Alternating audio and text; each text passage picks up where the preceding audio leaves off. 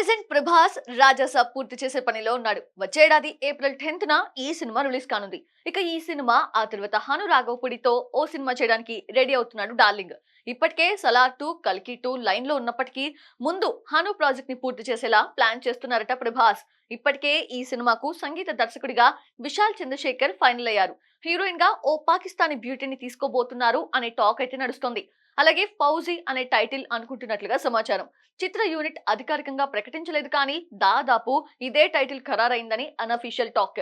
అయితే తాజాగా ఈ సినిమా అనౌన్స్మెంట్ కి ముహూర్తం దాదాపుగా ఫిక్స్ అయినట్లుగా తెలుస్తోంది. అక్టోబర్ నుంచి ఈ సినిమా షూటింగ్ మొదలవుతుందని వార్తలు వస్తున్న నేపథ్యంలో ఆగస్ట్ లో లాంచింగ్ ఉంటుందని అంటున్నారు.